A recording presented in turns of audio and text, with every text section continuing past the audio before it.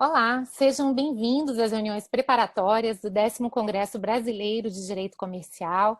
Eu sou Ana Frazão, uma das responsáveis pela organização do Congresso, e hoje eu tenho a grande alegria de receber aqui três grandes comercialistas, o professor Alfredo de Assis Gonçalves Neto, o professor Márcio Tadeu Guimarães Nunes e o professor Rodrigo Xavier Leonardo, que abrilhantarão aqui os nossos trabalhos falando de um tema muito importante, que é a dissolução parcial de sociedades. Então, eu começo agradecendo muito a presença de todos os professores que são muito admirados, professor Alfredo, inclusive, um comercialista já homenageado pelo nosso congresso. E sem mais delongas, já gostaria de começar perguntando aos nossos participantes sobre a própria importância do tema, ou seja, por que a dissolução parcial continua sendo um tema tão importante para o direito societário brasileiro, qual é a percepção de cada um de vocês sobre o assunto. Podemos começar com o senhor, professor Alfredo?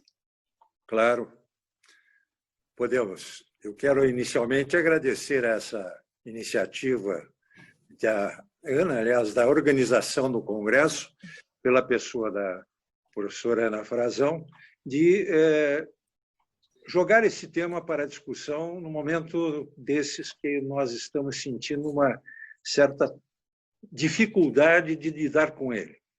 Qual é o problema que se coloca? Qual é a angústia que nos traz quando falamos desse tema? É que eu há pouco até falava com o Márcio, nós estamos sentindo que parece que os tribunais se afastaram completamente do que acontece no dia a dia em matéria societária. Tanto é que, quando conversei com você, Ana, lembro ter dito que a minha dificuldade está... aliás, eu gostaria de falar sobre a dissolução parcial. Eu até uso, entre aspas, dissolução parcial, porque não considero que retirada, exclusão e falecimento sejam causas de dissolução parcial, porque vinculando dissolução parcial com a preservação da empresa. Até que ponto autorizar uma dissolução parcial de uma sociedade irá preservar essa sociedade? Preserva quando, diante de uma possível dissolução total, segura-se a sociedade para que ela prossiga a sua existência, e aí nós temos a preservação da empresa. Agora, chamar a dissolução parcial, incluindo retirada de sócio, por exemplo, como caminho para preservar a empresa, é o máximo dos absurdos, porque a retirada significa alguém isoladamente, individualmente, e aí o individualismo impera de uma maneira surpreendente, dizer eu quero tirar o meu em detrimento de uma parcela do patrimônio da sociedade que vai prosseguir, sabe-se lá como. Eu até comentava há pouco que ninguém até hoje fez uma jurimetria para saber quantas sociedades cuja dissolução parcial foi determinada pelos tribunais sobreviveram. Porque se a sociedade vai mal e por isso eu quero sair, eu pioro a situação da sociedade. Eu estou, na verdade, vaticinando a sua extinção futura e não preservando a sociedade de maneira alguma. Então, esse é um detalhe para mostrar que o tema é importante, que nós precisamos tentar trazer o que está sendo decidido para uma realidade diferente daquela que se imagina. Muito obrigada, professor. O senhor coloca aí algumas questões muito interessantes, né? Muitas vezes a gente partia da premissa da dissolução parcial como uma alternativa para um mal maior, a dissolução total, como se isso pudesse ser requerido por qualquer sócio sem maiores requisitos ou preocupações. E, por outro lado, a ideia de que a preocupação com a manutenção da sociedade estaria comprometida muitas vezes com a mera quebra da Fectio Societatis e uma série de outros expedientes que a jurisprudência começou a utilizar para ampliar excessivamente essa possibilidade, muitas vezes aí sim, a pretexto de proteger a empresa, colocar em risco a própria continuidade dela. Mas vamos ouvir então o professor Rodrigo para ver também quais são as impressões dele sobre esse assunto. Professora Ana Frazão, que enorme satisfação poder estar nessa sessão do Congresso de Direito Comercial. Agradeço muitíssimo o convite e, sobretudo, a possibilidade de, ainda que virtualmente, estar novamente com o meu professor, o nosso titular de Direito Comercial da Universidade Federal do Paraná, o professor Alfredo de Assis Gonçalves Neto, e o grande amigo, o grande comercialista, o professor Márcio Guimarães também. Sobre esse tema, a impressão que eu tenho que a mesma advertência que o Pontes de Miranda faz sobre os contratos em geral, que na América Latina, nos países latinos, tem toda uma confusão entre revogação, resolução, resilição dos contratos, ela vem a se projetar no direito societário. Esse é um primeiro ponto. E um ponto, de certa maneira, já abordado pelo professor Alfredo de Assis Gonçalves Neto, dentro da atecnicidade do termo dissolução como um gênero que vem abranger situações tão díspares, né? Desde, segundo pelo menos a dicção da nossa legislação, desde o falecimento de um sócio, quando não há nenhuma situação propriamente de dissolução, até uma situação de exclusão involuntária. Então, esse seria um primeiro ponto. A nossa cultura jurídica, para me utilizar aqui de um termo que é caro ao professor Márcio Guimarães, ela tem uma dificuldade de trabalhar com essas vicissitudes supervenientes no contrato, e isso se projeta no direito societário também. E um segundo ponto é que, na maior parte das culturas romano-germânicas, em termos de contratos, e também do contrato social que dá o suporte às sociedades empresárias, vige um princípio da irrevogabilidade das manifestações. Quem celebra um contrato, celebra esse contrato para ele ser executado. A revogabilidade, usando também aqui o termo num sentido amplíssimo, e não no sentido técnico específico de revogação, mas como uma posição de voltar atrás do acordo, que é excepcional na maior parte das culturas, ela cresce no direito brasileiro em diversos setores, inclusive no direito societário também, com essa possibilidade que a jurisprudência criou de um desligamento sem um maior compromisso com aquilo que se comprometeram os sócios a desenvolver conjuntamente. Então, esse é um ponto, é um gargalo do direito brasileiro e que só demonstra como é oportuno esse tema que a professora convocou para que nós pudéssemos conversar hoje. Obrigada, professor Rodrigo.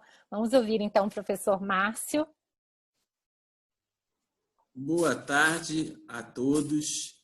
Professora Ana Frazão, prazer estar aqui virtualmente, mas com o coração juntos, e agradecer em seu nome a todo o plantel organizador do seminário, do congresso, perdão, e também na sua pessoa homenagear o professor Rodrigo Xavier, grande civilista, que também não deixa de ser um grande comercialista, como era a tradição antes da gente começar a complicar o que era bem mais simples quando tínhamos o Código Comercial e a Lei de Cotas. E agradecer também a presença do professor Alfredo Assis, meu professor, que me deu a honra de prefaciar um dos meus livros que eu trato como filhos queridos. E eu agradeço, então, a oportunidade. Mas indo agora ao tema, eu já tenho trabalho sobre o tema de solução parcial de sociedade, que sempre me suscitou grande perplexidade e dúvida, foi partindo da inspiração ontológica da dissolução parcial. Não vou nem falar dos erros terminológicos que são brutais na expressão de solução parcial, que não consegue definir cientificamente nada, e nem falar de outros erros que estão na raiz dos problemas da dissolução, mas pensar no qual foi o mote inspirador para a dissolução parcial de sociedades ganhar o tamanho que ganhou. Bem, pensava-se num sentido publicista para a preservação da empresa, um princípio segundo o qual o interesse público consubstanciado na preservação da empresa valia mais do que o espírito egoísta dos sócios em acabar com o negócio e quebrar a fonte de geração de empregos e de recursos de tributos.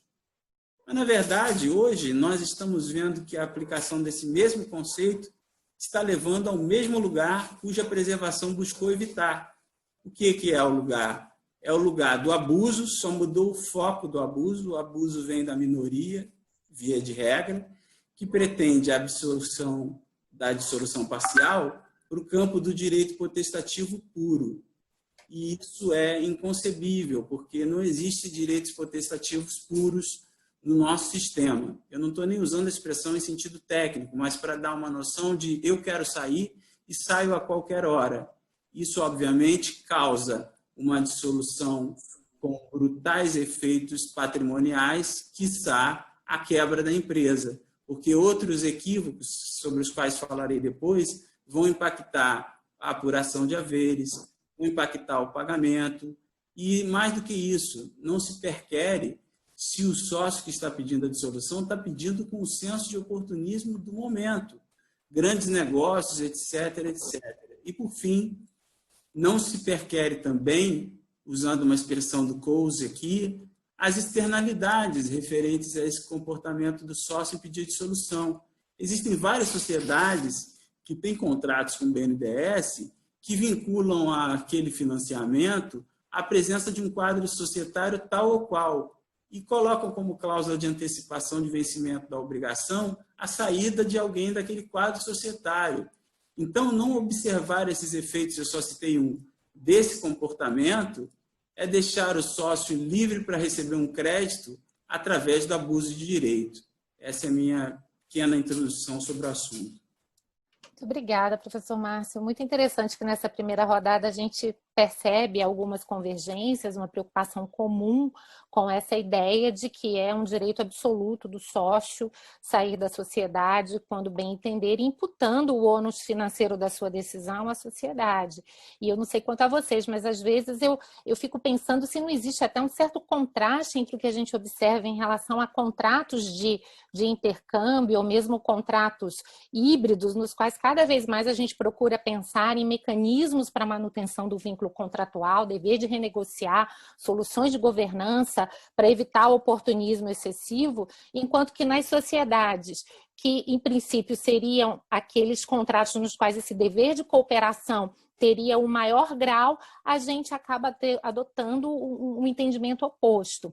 E, nesse sentido, quais seriam, então, os critérios para evitar esse oportunismo excessivo, para tentar compatibilizar o interesse do sócio descontente com também os interesses da sociedade, com os interesses dos sócios remanescentes? É possível, então, fazer essa compatibilização? Com base em que critérios? A gente poderia começar, então, essa rodada com o professor Rodrigo. Professora Ana, veja, grosso modo, nós temos a primeira possibilidade dentro do que os próprios sócios decidem nos contratos e nos seus estatutos. Tá? O que, lamentavelmente, na prática não ajuda muito, porque os contratos e os estatutos não têm uma dinâmica de redação que trate desse tema. Tá? Talvez ainda muito inspirado por uma praxis que vem da legislação anterior e que não abriria tantas oportunidades para essa construção. Mas o fato é que quem lida com essa matéria não vai encontrar usualmente boas respostas nos estatutos e nos contratos sociais. O segundo ponto é que o Código Civil de 2002 ele traz uma disciplina que ela tem sido muito evidenciada pela doutrina. Né? E dentre elas, pelo nosso professor aqui, o professor Alfredo de Assis Gonçalves Neto, que tem chamado a atenção na contracorrente da jurisprudência da necessidade de se diferenciar um regime próprio a sociedades em que os sócios respondem subsidiariamente e o modelo geral da sociedade simples do Código Civil, no qual haveria uma maior denunciabilidade, uma liberdade de denúncia nos contratos sociais por tempo indeterminado, diferenciando-os daqueles por tempo determinado. Ao passo que nas sociedades de responsabilidade limitada, como no caso das sociedades por cotas de responsabilidade limitada e na sociedade anônima, O próprio direito positivo restringiria essas possibilidades de um desligamento voluntário, de uma denúncia dessa relação contratual por tempo indeterminado em determinadas circunstâncias eleitas pelo legislador. E essas circunstâncias eleitas pelo legislador, por sua vez, elas seriam hábeis para fazer essa diferenciação na maior parte dos casos, reservados a situações de abuso de poder de maioria, por exemplo, para se trabalhar com as cláusulas gerais. O problema é que essa dogmática ela veio a ser impactada negativamente pelo Código de Processo Civil também, né? E ela ainda não teve uma mesma aderência nos tribunais compatível com aquilo que a melhor doutrina comercialista desenvolveu no Brasil até agora. Há um descompasso. Perfeito, professor Rodrigo, muito obrigada. Estou sentindo que o professor Alfredo está querendo falar, mas eu vou fazer o seguinte, eu vou passar a palavra ao professor Márcio, que aí o professor Alfredo acaba arrematando aí, já reagindo ao que os nossos dois professores falaram. Professor Márcio. Pois não. Eu vou ficar com o primeiro critério que o professor Rodrigo colocou, que é a tentativa de contratualmente contornar esse problema, trabalhando melhor os contratos de sociedade. Esses contratos não podem mais ser aqueles contratos que vendem papelaria. Hoje em dia, justamente por isso, por a gente ter esse paradoxo regulatório, expressão que a gente gosta muito, né, Ana? Vendo direito português, a gente não pode ter esse paradoxo regulatório consistente em preserva-se a empresa, mas acaba-se com ela a pretexto da sua preservação, que é o caminho que entre a preservação e o efeito da dissolução transcorre para a nossa perplexidade. Então, é preciso que o contrato social seja feito com cláusulas e amarras muito bem definidas. Pegando um exemplo, se o contrato tem pactos adjetos, pactos conexos, contratos interligados por um vínculo de interdependência funcional, colocar sim lá no contrato que o sócio que sai, se quiser sair, tem que ter essa parcela de responsabilidade a ele imputada. E, patrimonialmente, isso tem que representar dinheiro, custo, e não essa situação que particularmente assola os tribunais, que venha da seguinte percepção. Alguém saiu e essa pessoa tem uma ação de resultado certo contra a sociedade. Ela vai ter que receber alguma coisa. Isso está no imaginário forense de uma maneira absolutamente arraigada. E não é verdade. E a outra parcela de reflexão que me ocorre quanto a mecanismos que refreiam esses abusos seriam propriamente as revisões das balizas jurisprudenciais.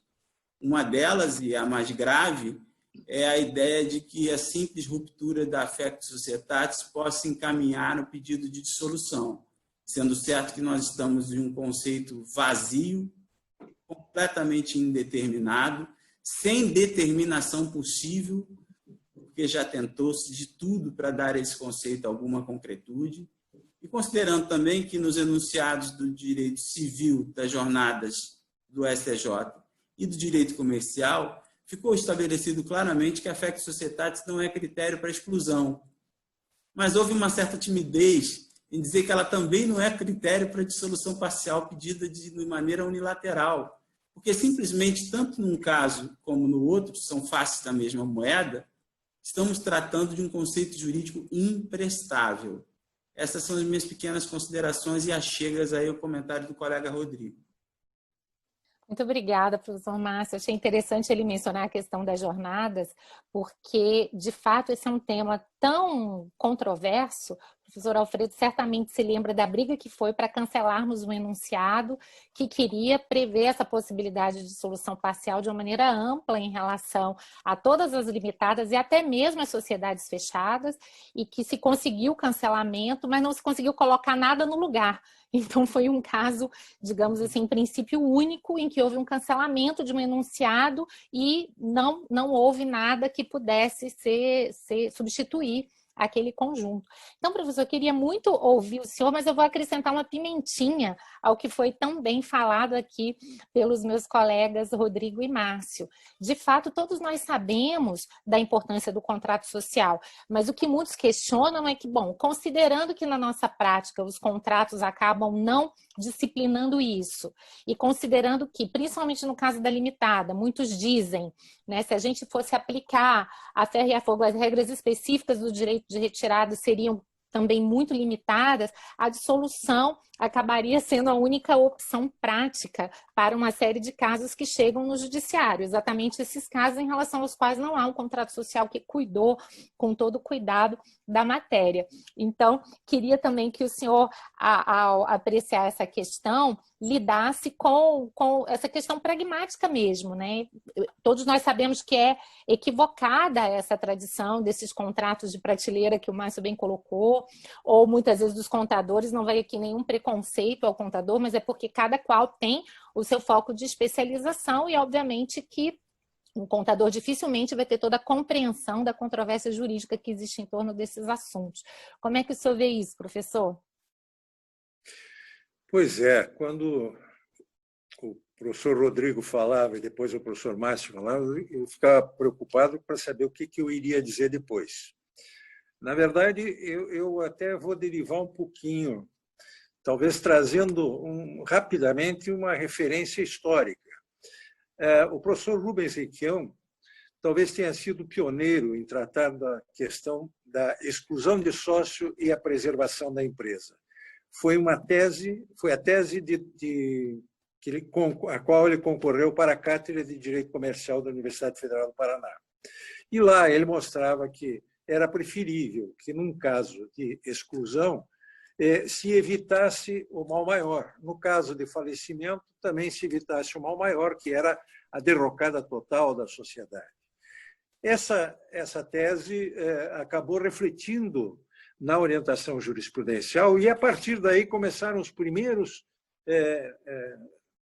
eu diria, os primeiros movimentos do judiciário no sentido de acatar uma dissolução parcial, principalmente naquela parte que admitia a dissolução da sociedade pela vontade exclusiva e individualista do sócio, que era o artigo 335, inciso 5, se não me engano, do Código Comercial.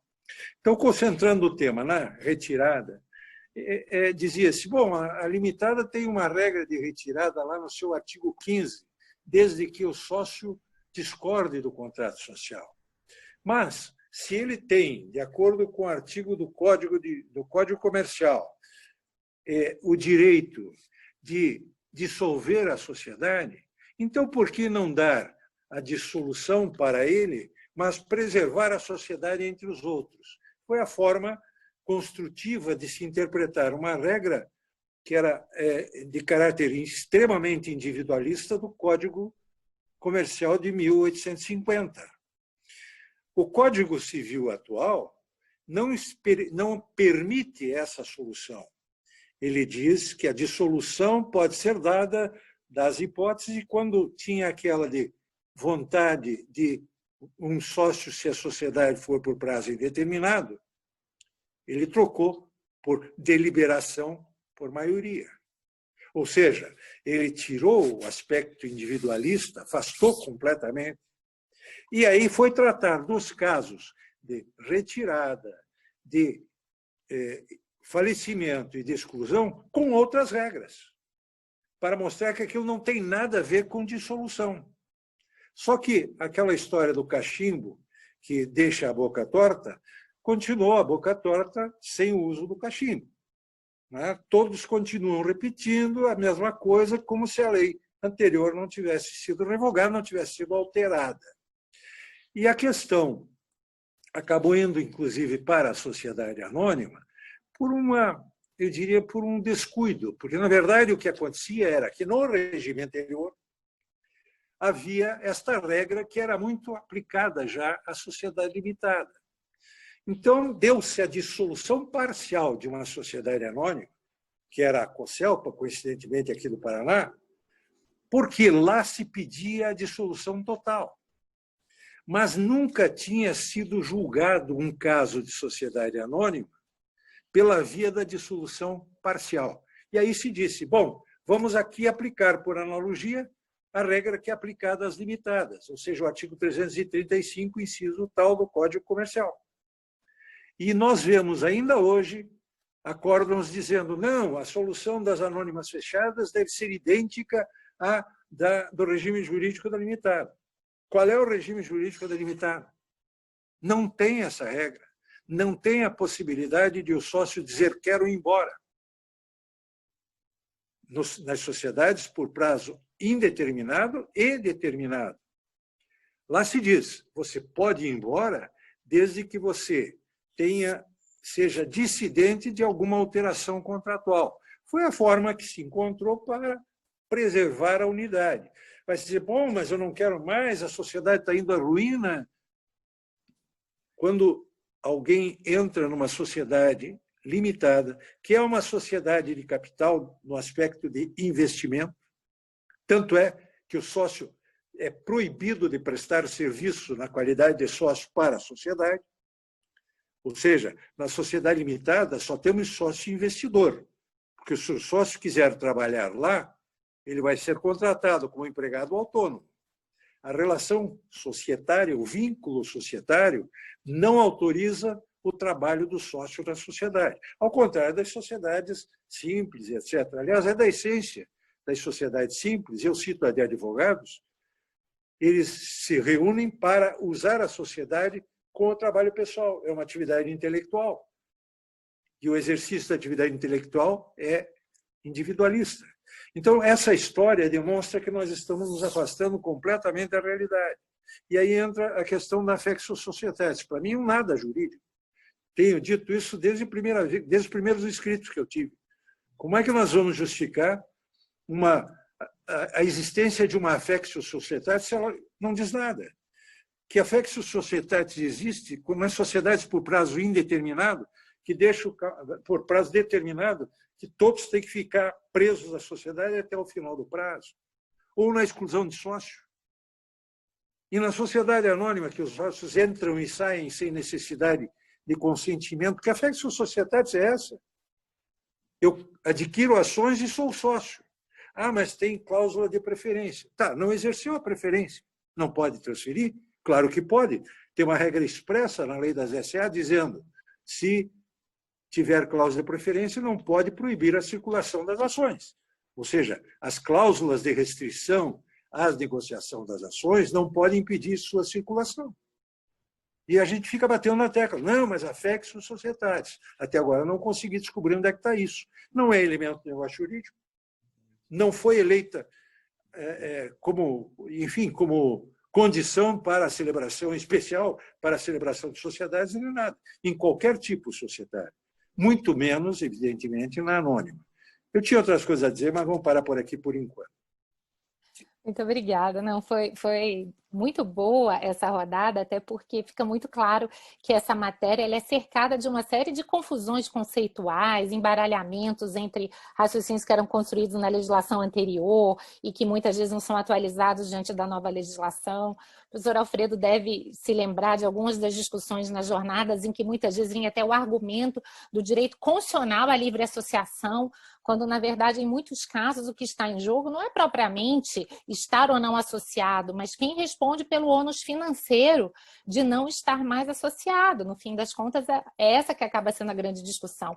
E já que esse ponto ele acabou sendo abordado direto ou indiretamente na fala de todos vocês, eu queria aproveitar para provocá-los a respeito de um argumento que muitas vezes é falado no sentido de, bom, mas se de fato as hipóteses de retirada de uma limitada são limitadas, como o professor Alfredo colocou, se em muitos casos essa sociedade, embora limitada, tem poucos sócios, aquelas participações societárias não têm nenhuma liquidez, não tem possibilidade de alienação, como fazer diante de uma circunstância em que o sócio fique preso? A gente não precisaria ter alguma válvula de escape para lidar com esse tipo de questão? E, sendo assim, qual é efetivamente o problema? existir essa válvula de escape, ou é, na verdade, uma apuração de haveres que hoje é feita num prazo tão curto que muitas vezes gera uma despatrimonialização muito rápida na sociedade, aí sim comprometendo a continuidade de suas funções, ou seja, em outras palavras, se a gente admitisse essa saída de uma forma mais ampla, mas com prazos muito mais longos, com fracionamento de pagamentos, de alguma maneira a gente poderia, pelo menos, contornar alguns dos efeitos indesejáveis disso? Vamos começar com o Márcio. Vou deixar o professor Alfredo por último mais uma vez, para ele poder já reagir aos comentários dos demais. Diga lá, Márcio. Ana, voltando ao raciocínio que eu estava tentando desenvolver anteriormente, eu penso que hoje nós não estamos vivendo nem de longe a proximidade do quadro que você colocou, qual seja a restrição exagerada à saída do sócio. Nós estamos na outra ponta. Nós estamos numa espécie de laissez-faire relativo à saída do sócio. Basta usar o Shazam, que é a palavra ruptura da affect societatis, que não quer dizer nada. Eu até brinco com os meus alunos e digo, olha, já sou velho o suficiente para lembrar que nas audiências hipócritas demais dos processos de divórcio, onde os contendentes tinham que comparecer lá para falar constrangedoramente para o juiz, você realmente quer se separar? E por quê? Aí se cunhou a expressão incompatibilidade de gênios. Era uma expressão que quem viveu os anos 80 deve lembrar. E aqui, a ruptura da affect societatis é uma expressão similar, que não quer dizer absolutamente nada, ou quer dizer tudo que não se quer dizer. Como, por exemplo, olha, eu não suporto mais essa pessoa por causa de comportamentos antiéticos que ela está levando a cabo, etc. O que eu levo em consideração para atribuir peso à vontade manifestada de sair de um sócio é de que ele tem que dizer o porquê. Ele tem que vazar as razões para que elas possam ser controladas judicialmente, para que não seja um motivo de abuso. O que eu vejo atuando na prática é que muitas vezes as proximidades de negócios rentáveis para a companhia atraem, estimulam que os sócios peçam a dissolução parcial porque vão ganhar em cima daquele negócio, recebendo uma parcela sem correr o risco do negócio, que fica todo com os sócios remanescentes.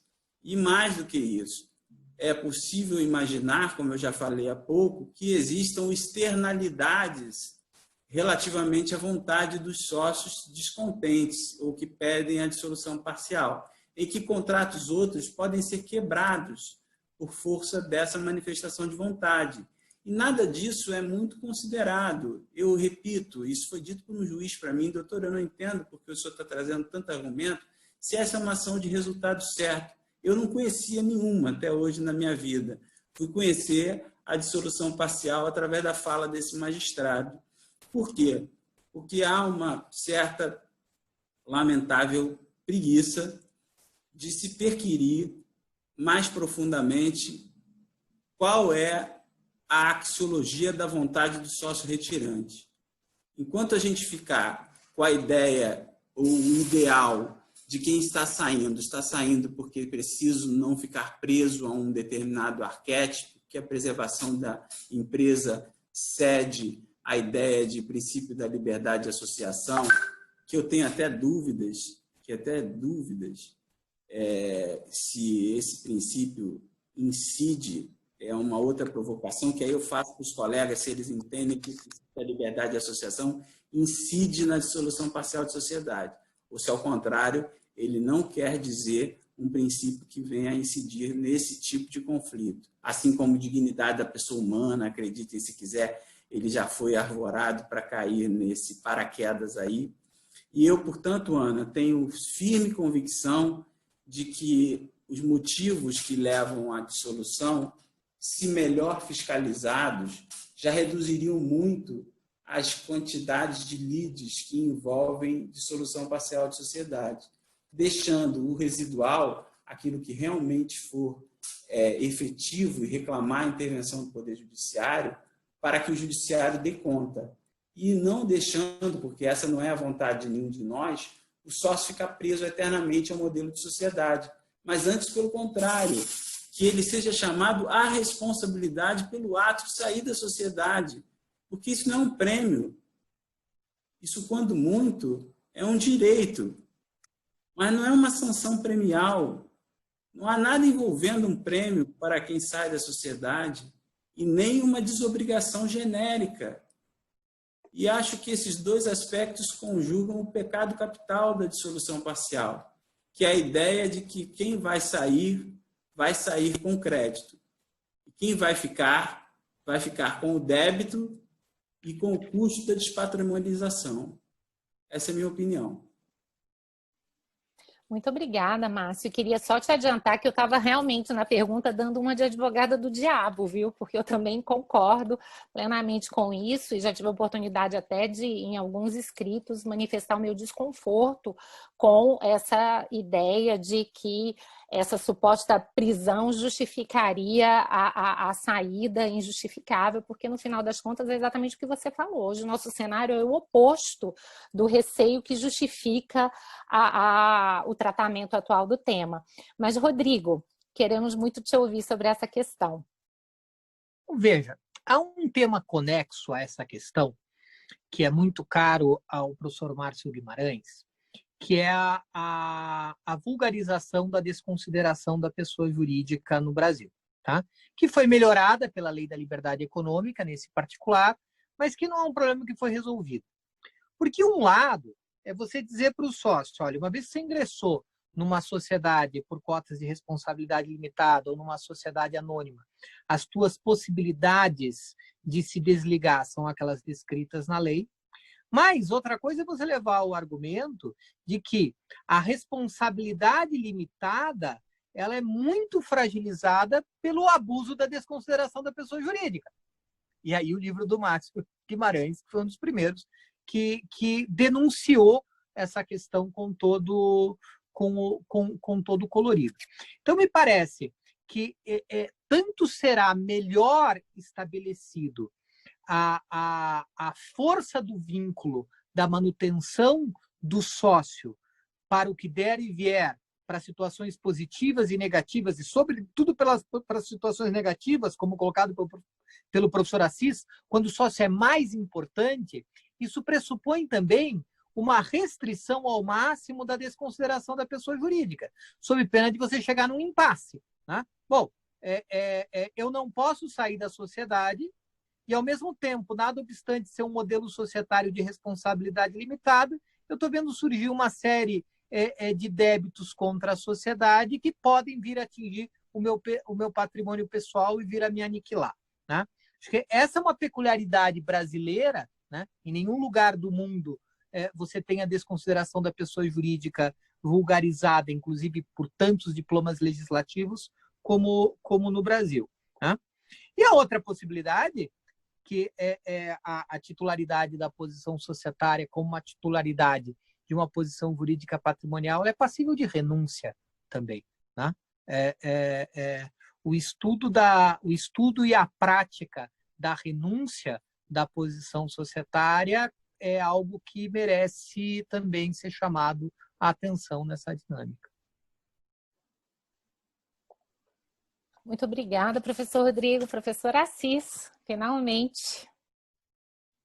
Pois olha, eu até não tenho muita coisa a acrescentar, porque me parece realmente que, se é para tentar interpretar a lei de maneira um tanto construtiva, não é desrespeitar a lei, porque eu creio que todos nós, ao iniciarmos a faculdade de Direito, começamos a saber alguns conceitos básicos de uma lei geral, revoga especial, a especial e assim por diante. O Código Civil é claro demais quando diz que o regime jurídico da limitada é aquele que está no seu capítulo e que a limitada aplicam-se, não vou falar de sociedade anônima, subsidiariamente naquilo que não for, está dito no artigo 52, 1052, 1053, naquilo que não for regulado por esse capítulo, deve ser aplicada a legislação da sociedade simples. O direito de retirada previsto no regime jurídico da sociedade limitada, está expressamente previsto, estabelece que só pode ser exercido no caso de haver uma divergência quanto à alteração contratual. Poderíamos interpretar esta regra num sentido mais elástico, no sentido de dizer, bom, há uma dissidência e, se ela tiver motivo para que o sócio saia, vamos apurá-lo. É o que mais ou menos o Márcio colocou, no sentido de dizer, bom, tem de ter fundamento, não pode ser exercido potestativamente, quero sair e pronto. A sociedade não está ali para se brincar com ela. Ela tem um propósito específico que deve ser preservado. Agora, eu gostaria de entrar num outro cenário, que é aquele que a Ana falou rapidamente, o Márcio tocou um pouco, mas que me parece que há um grande equívoco nisso, que é a questão de se querer aplicar a sociedades, de um modo geral, ao direito de empresa, a regra que é de associação. Quando a Constituição fala, lá no artigo 5º, inciso não sei o quê, de liberdade de associação, ela está a se referir a uma associação, efetivamente a uma associação. E eu peço licença ao Rodrigo aqui para entrar numa seara que é muito mais dele do que de qualquer outra pessoa. O que acontece? Todas aquelas disposições a respeito de associação falam de uma pessoa que está ali só para proteger os sócios, para dar amparo aos sócios, aos associados. Quando a sociedade tem vontade própria, busca resultados para si própria, quer dizer, numa situação completamente diferente. A questão do tratamento constitucional das sociedades está lá nos artigos 170, 170 e poucos, e não lá nos artigos relativos às pessoas dos associados, como está na Constituição. O dizer que o sócio fica preso, ele precisa saber disso quando entrou na sociedade. Ele precisa saber que a sociedade limitada, ele vai ter de assumir isso e pode ser que saia, mas desde que haja um consenso e a saída dele seja permitida ou realizada com a concordância dos demais. Mas eu não consigo vender meu patrimônio. Claro, quando você aplica em bolsa, você pode não conseguir vender as ações que você aplicou. Eu até me lembro, e a Ana deu risada, eu acho que por causa daquele exemplo que eu dei lá nas jornadas. Se compra um Lada, o que vai fazer? Ficou com Lada, micou com ele. Não é? Então, se entrou numa sociedade que se mostrou deficitária e que você não está obtendo rendimentos, aguente, você fez a escolha. Porque isso deve ser visto num aspecto não mais individualista, e sim do conjunto. A sociedade tem uma estrutura, tem sócios, tem empregos, traz resultados econômicos, então é por esse caminho que se deve ir. Se vai sair nas condições em que a lei determinar. Agora, se a sociedade está sendo usada de uma maneira inadequada, entra a possibilidade, que eu digo, de o sócio dizer, olha, eu não posso ficar aqui porque eu estou sendo lesado. Então, eu tenho um motivo justo para sair. Eu acho que por aí nós poderíamos interpretar essa dissidência que a lei admite para a saída do sócio. Basicamente é isso que eu gostaria de colocar. Bom, foi ótima essa rodada de questões. Agora, eu fiquei curiosa porque, salvo melhor juízo, eu entendi que para o professor Alfredo, fora das hipóteses, então, do direito de retirada na limitada, não haveria nenhuma outra alternativa e que talvez o Márcio admitisse um pedido desde que devidamente justificado, ou seja, seria uma solução intermediária. É isso mesmo ou eu entendi equivocadamente? Acho que na verdade, eu tentei dar Perdão.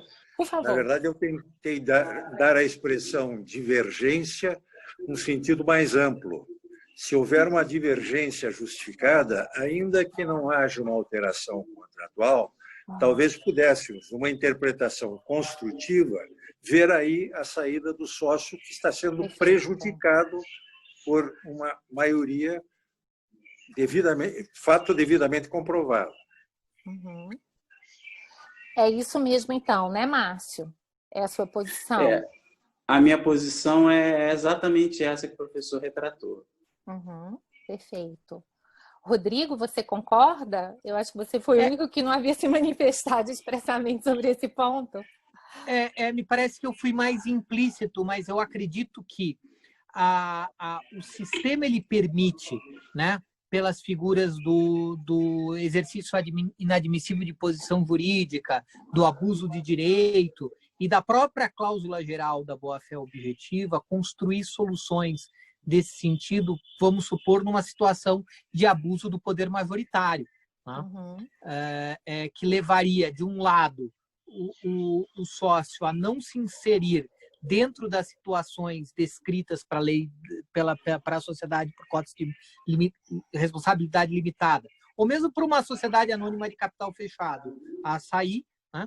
E, ao mesmo tempo, ele se vê sob um risco enorme de ter, inclusive, o patrimônio pessoal despedaçado, tendo em vista a amplitude das situações que se lida com a desconsideração da pessoa jurídica no Brasil, né? Então, me parece que é melhor fechar dentro das hipóteses descritas pelo legislador, como colocado pelo professor Assis, e abrir a partir de algumas construções que o sistema admite, mas dentro da excepcionalidade que essas soluções acabam demandando, que fica muito longe da ideia de um direito potestativo, como colocado pelo Márcio, do qual os demais sócios e a sociedade ficariam em posição de sujeição. Bem, vamos voltar então agora com o Rodrigo esclarecendo o ponto específico. Por favor, Rodrigo. Então, a impressão que eu tenho que a melhor solução é interpretar o sistema dentro das hipóteses fechadas, descritas para as sociedades por cotas de responsabilidade limitada e para as sociedades anônimas, e, ao mesmo tempo, utilizar de algumas válvulas excepcionais para situações excepcionais, como, por exemplo, o exercício inadmissível de posição jurídica pelo abuso de direito e a própria cláusula geral da boa-fé objetiva, né, em situações em que o sócio, ao mesmo tempo em que ele não se enquadra nas situações de denunciabilidade da relação societária, ele está como vítima de um exercício inadmissível, vamos supor, do poder dos majoritários, né? Ou por determinadas decisões que, ao fim e ao cabo, vinculadas a uma possível desconsideração da pessoa jurídica, fazem com que ele não só venha a deixar de ganhar, como pode ter o seu patrimônio pessoal atingido por conta de desconsideração da personalidade societária. Então, manter o sistema naquilo que é estrito, se utilizando das válvulas excepcionais para aquilo que é excepcional. O que é muito distante da construção pretoriana, né, como colocado pelo professor Márcio Guimarães, quase um direito potestativo do sócio se desligar da relação societária quando quiser, no qual os demais sócios e as sociedades ficariam numa posição de sujeição. Perfeito, professor Rodrigo. Devo também adiantar que concordo plenamente com esse tipo de orientação. E, inclusive, a análise econômica do direito tem dado também alguns encaminhamentos nesse sentido, alguns aportes para evitar esse oportunismo excessivo. Vocês acham que esses aportes da análise econômica de direito também ajudam na discussão? Qual que é a posição de vocês? Vamos começar agora com o professor Alfredo? E aí, professor Alfredo, você acha que as nossas referências jurídicas já são suficientes ou a análise econômica ajuda aí para tentar conter essa jurisprudência? Eu acho que não. Eu acho que as nossas... É tal coisa. Houve um período em que nós éramos muito inclinados a defender um positivismo jurídico exacerbado, um normativismo keynesiano, que nos protegia, na época da Redentora, de muitas situações de constrangimento. Mas o direito comercial é uso e costume, nasce da prática. nós não podemos criar uma lei que faça com que essa prática, que deve ser regulada, seja por ele alterada, porque nessa hora o direito, não estando voltado enfim, à realidade que é vivida pelo homem, deixa de ser o referencial da regulação da vida em sociedade. Eu acho absolutamente necessário que se procure compreender os fatos, porque, como dizia Larens, uma lei vale para todas as épocas, mas em cada época, como esta época a compreende e a desimplica. E aí nós não podemos deixar, na época, um Código de 1850, com aquela voz autoritária e individualista que tinha, vir ainda hoje a nortear as nossas relações numa interpretação construtiva distorcida da realidade. Em matéria de direito comercial, saber-se a vinculação dele com o direito econômico, eu acho que é algo ou com a economia, de modo geral, é absolutamente indispensável para quem queira se aprofundar no estudo da nossa disciplina. Muito obrigada, professor. Professor Rodrigo? Veja, eu acredito que os aportes da análise econômica do direito, eles podem trazer muito mais concretude para aquilo que ainda é muito aberto em termos de cláusula geral aplicado no direito societário, né? Vamos supor, abuso de direito, exercício abusivo de direito. Ora, é natural que, numa sociedade em que você tem um determinado grupo majoritário, a posição majoritária vai conceder um exercício regular da tomada de decisões, né? Exercício regular que, bem desenvolvido, inclusive vai ter a provocação de um resultado que vai ser partilhado, inclusive, em relação aos minoritários. Por outro lado, há uma série de estratégias societárias que podem ser feitas para aniquilar determinados minoritários ou, pelo menos, impossibilitar uma manutenção saudável, né? Para que isso saia de um discurso e passe a ser tratada com dados concretos que possam ser referenciados para além de hipótese, né? Alguns estudos da análise econômica sobre aquelas correntes behavioristas, as correntes comportamentais, elas podem auxiliar o intérprete, seja o juiz, seja o árbitro, para conseguir verificar onde há o exercício irregular da posição de majoritários ou de minoritários, onde há, de fato, a violação da boa-fé objetiva para um simples discurso, para além de um simples discurso. Porque nós também temos que tomar cuidado da gente só não trocar a palavra mágica, trocar a palavra mágica da affectio societatis pela boa-fé, trocar a palavra mágica da affectio societatis pelo abuso de direito. Ou seja, eu acredito que alguns enfoques da análise econômica permitem trazer uma maior densidade de conteúdo para a análise dessas situações excepcionais que acabam não cabendo nas hipóteses estritas que o sistema adequadamente estabelece para evitar um comportamento oportunista do sócio que quer se desligar. Muito obrigada, professor Rodrigo. Professor Márcio? Obrigado. Eu já tinha mencionado antes a teoria das externalidades, de Coase e outros, né? E dentro da teoria das externalidades, eu tinha mencionado que trato em obra de minha autoria daquelas situações em que o sócio, ao sair, provoca uma série de consequências em contratos conexos ou interligados por um vínculo de interdependência funcional com o próprio pacto societário, e que nessas circunstâncias a saída sopesasse o risco de ruptura desses pactos societários para fins de ou o sócio que sai se responsabilizar por aquele passivo criado pela sua saída e livremente sair arcando com o custo da sua saída, ou para que ele não saia enquanto não se der o prazo estipulado naqueles contratos de permanência dele mesmo na sociedade e que ele anuiu e consentiu, por exemplo, nos processos de financiamento com o BNDES, que é bastante comum existir esse tipo de prazo mínimo de permanência dos sócios, que é o prazo de maturação do negócio para fins dos mútuos do Banco de Desenvolvimento Econômico Nacional. Então, nessas situações, eu vejo claramente o direito de economia funcionando de maneira harmônica.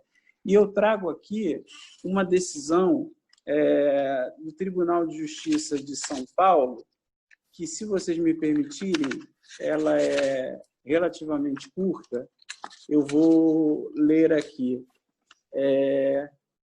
Diz o juiz: mediante perícia, irei apurar se a saída da autora do quadro societário da sociedade X irá acarretar ruptura em contratos conexos e interligados ao pacto societário, conforme esclarece o signatário que vos fala. Irei analisar também se a saída da autora irá acarretar prejuízo para eventuais empreendimentos contratados pela sociedade, e se a autora terá que pagar solidariamente com as réis ou se terá que pagar sozinha eventuais multas contratuais pelo inadimplemento de obrigações da sociedade em que se encontra. Isso daí, para mim, é a mais perfeita tradução da teoria que a gente está colocando. É o juiz dando total importância ao resultado projetado em outras relações jurídicas estranhas à rescisão do pacto societário e fazendo que isso seja precificado para efeito de saída. Essa é uma solução que me parece muito próxima da pergunta e da aplicação dos institutos que a pergunta contém ao caso concreto. Essa é uma consideração que eu queria fazer, uma chega. Muito bom. Bom, ao ouvir vocês, eu estava aqui imaginando quanto vai ser importante, que eu acho que todos os juízes brasileiros que lidam com esses assuntos possam ouvi-los, para pelo menos tentarem verificar esse problema a partir desse olhar diferenciado que vocês estão nos propondo. E, apesar da nossa conversa estar sendo super boa, o nosso tempo já está chegando ao final, então eu queria propor uma última rodada de perguntas, em que aí vocês já responderiam e já fariam as suas considerações finais, mas quando a gente está falando desse assunto, a gente acaba não conseguindo evitar a questão do novo CPC.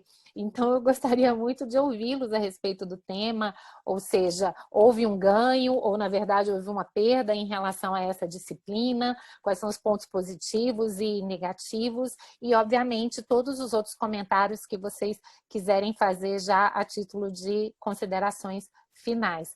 Podemos começar com você, Rodrigo? Podemos. Professora Ana Frazão, mais uma vez, e aos organizadores do Congresso de Direito Comercial por seu intermédio, muito obrigado. Né?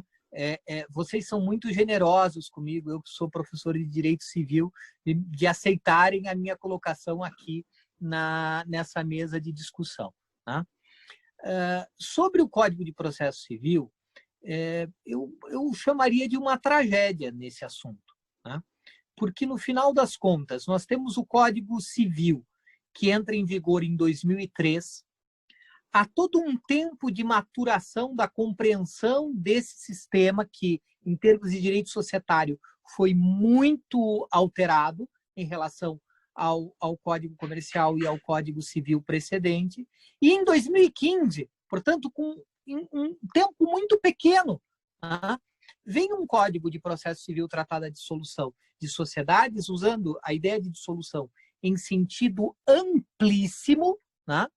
e fazendo uma confusão entre o que seriam formas processuais, remédios jurídicos processuais próprios a essa situação amplíssima de dissolução, com questões de direito material.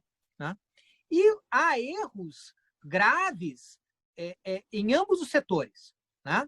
A esse aspecto, inclusive, logo após a entrada em vigor do Código de Processo Civil, o nosso professor Alfredo de Assis Gonçalves Neto escreveu 2 colunas no Conjur, muito precisas, apontando alguns desses graves equívocos, e eu vou me limitar a citar 2. Né?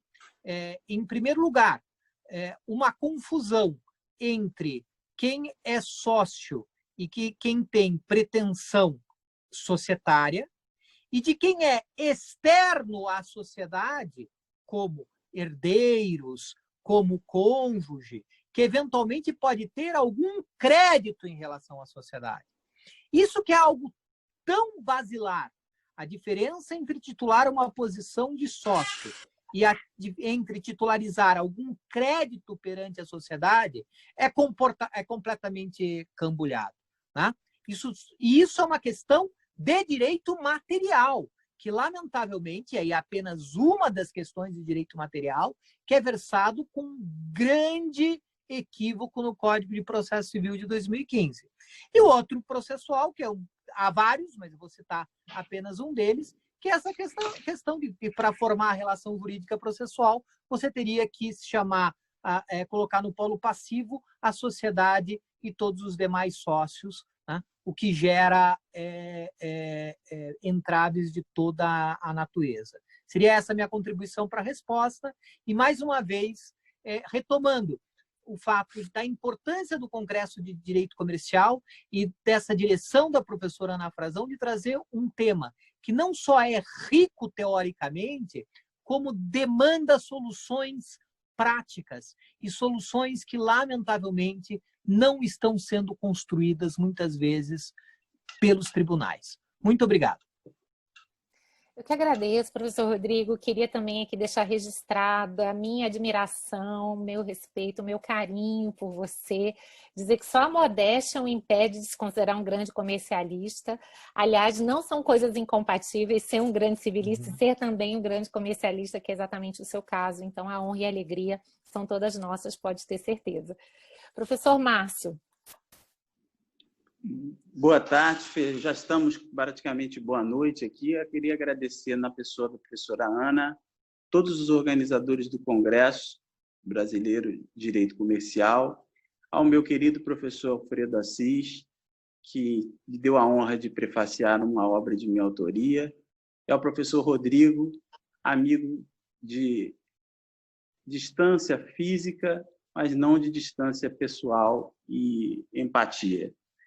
Bem, respondendo essa pergunta sobre o novo Código de Processo Civil, é lamentável que eu não tenha outra expressão a utilizar senão a expressão de uma tragédia. Nós estamos diante de uma tragédia, porque a pretexto de instrumentalizar as mudanças que o Código Civil fez já no regime velhaco das limitadas e de outras sociedades, o Código de Processo Civil criou muito mais controvérsias do que consensos em termos de consenso teórico necessário para uma aplicação tranquila de uma legislação nova. Vou ficar no primeiro exemplo. Há uma disputa doutrinária que já é longa. Eu me posiciono pela tese da impossibilidade jurídica do pedido, mas essa possibilidade é discutida há pelo menos 10 anos, no sentido se cabe ou não de solução parcial de sociedade anônima. E quando o STJ se encaminhava pelo caminho da aceitação por uma certa corrida de uma cabeça só à frente, mas, enfim, começava a formar um entendimento tranquilo, mais tranquilo, vem o Código de Processo Civil e estabelece que, para pedir dissolução parcial de sociedade familiar ou fechada, será necessário 5% do capital social congregado e que a sociedade não preencha mais o requisito necessário, que é a produção de lucros. Aí, essa cópia, esse modelo de corta e cola que foi feito nesse caso, porque esse dispositivo pertence à lei das SA, trouxe para nós um problema seríssimo, porque agora as pretensões de dissolução parcial de sociedade só cabem nessa hipótese. 5% do capital social somado à incapacidade de produzir lucros, o que a doutrina rechaça seja os 3 anos que dão as preferenciais de direito de voto. Tem que ser uma perenidade nessa impossibilidade de produzir lucros. E isso vai gerar, portanto, depois da jurisprudência do STJ ter firmado o conceito, uma nova onda de instabilidade jurídica nas limitadas sobre se cabe ou não sua dissolução parcial. Porque se aplicado esse dispositivo do Código de Processo Civil e se entender que somente nas hipóteses lá versadas cabe dissolução parcial de sociedades, a dissolução parcial de sociedades anônimas, fechadas e familiares ficarão restritíssimas e quase impossíveis, para dizer o mínimo. Um outro problema é um problema de terminologia. O professor Rodrigo deve saber muito mais do que eu, que jamais poderia se usar, no termo de dissolução parcial de sociedade, a expressão resolução, quando, na verdade, nós estamos tratando de resilição, ou seja, vontade unilateral do sócio, que não é manifestando o cumprimento de uma obrigação ou cumprindo algum encargo, etc. É pedindo o exercício de um direito potestativo, lamentavelmente, e que ele veicula de forma unilateral. Então, a resilição unilateral.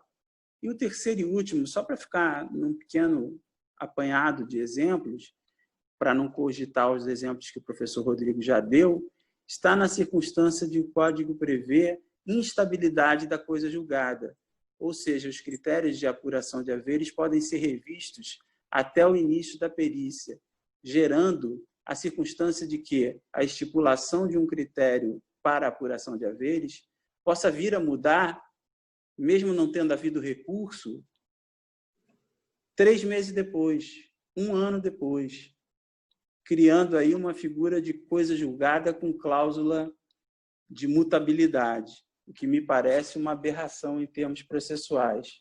Essas são as pequenas achegas que faço para não tomar o tempo maior que é me destinado e querendo aqui já deixar o meu agradecimento sincero à professora Ana, por quem tenho enorme admiração, porque ela sabe conduzir bem os trabalhos e nunca perde a elegância. E agradecendo por eu ter sido escolhido para participar de uma mesa tão qualificada como essa. Essas são as minhas palavras, desejando a todos sucesso e prosperidade. São Márcio, os agradecimentos são todos nossos. Fazia tempo que não nos encontrávamos e pelo menos agora estamos nos encontrando ainda aqui virtualmente. Carinho também e admiração são recíprocos. Foi realmente um grande prazer, uma grande honra estar aqui conduzindo esses trabalhos e aprendendo tanto com todos vocês.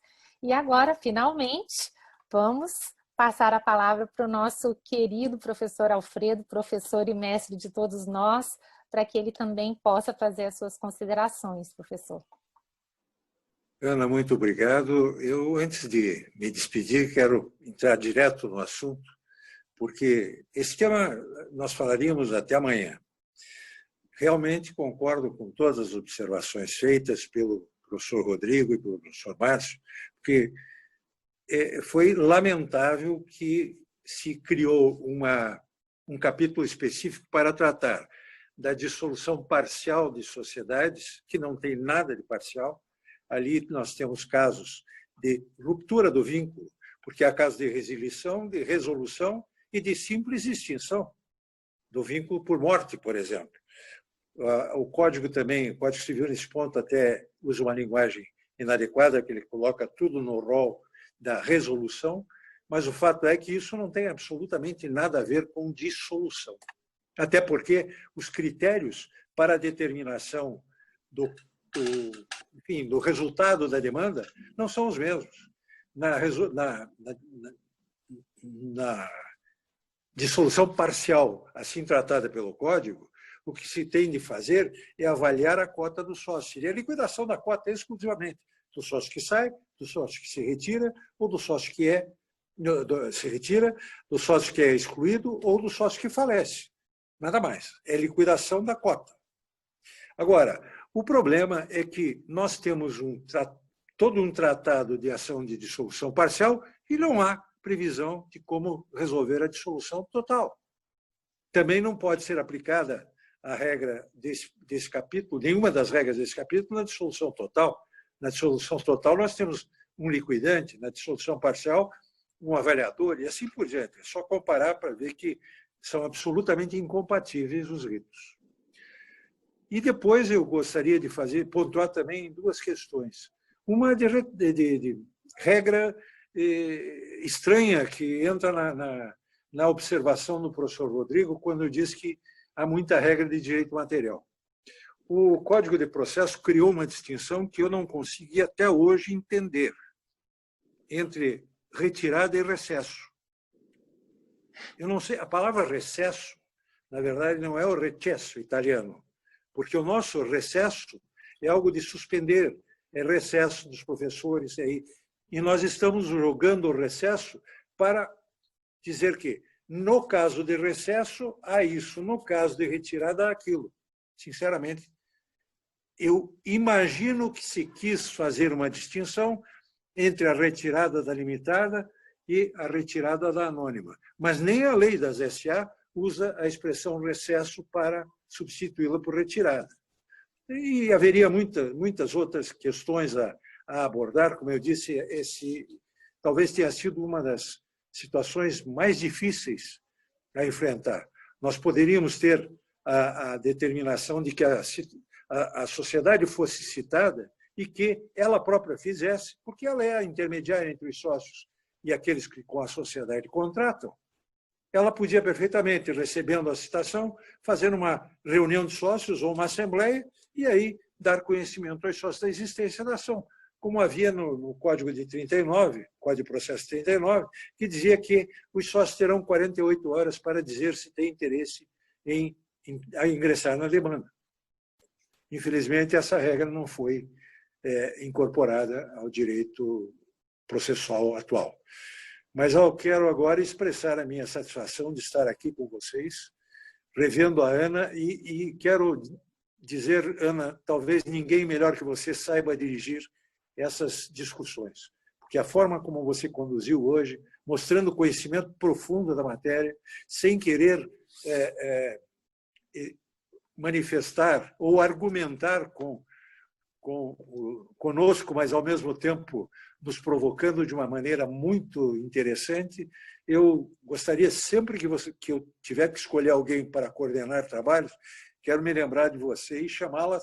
Sei que é difícil porque você anda muito atolada ultimamente, mas a prova evidente da sua competência. E agradecer ao Rodrigo e ao Márcio que me fizeram pensar mais algumas coisas importantes sobre esse tema. Afinal, não é sempre que nós temos a oportunidade de discutir com pessoas tão preparadas um tema tão, eu diria, não é caro para mim, mas um tema que me deixa um pouco perplexo pela falta de compreensão do que está ocorrendo por parte daqueles que julgam as ações de dissolução parcial, ou de retirada, exclusão de sócio, etc. Então, renovando minha satisfação de estar presente com vocês neste painel, eu quero dizer que gostaria sempre de tê-los em minha companhia para discutir os temas de direito comercial de um modo geral. Obrigado. Obrigado.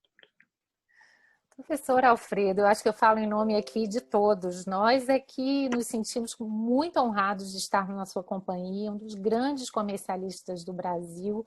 Eu acho que todos nós somos seus fãs, somos seus alunos de uma forma ou de outra, somos muito devedores em termos de aprendizado, com tudo aquilo que podemos sempre extrair do senhor, não só pela sua cultura, mas sobretudo pela sua generosidade, pela sua disponibilidade. O senhor sabe que eu sou sua fã, acredito que todos aqui sejam, então é uma honra enorme poder estar aqui, por mais que eu esteja ocupada, o senhor sabe que um convite seu é sempre um convite que só não será aceito realmente diante de razões muito, muito duras para mim, para realmente impossibilitar isso, porque é sempre um grande prazer.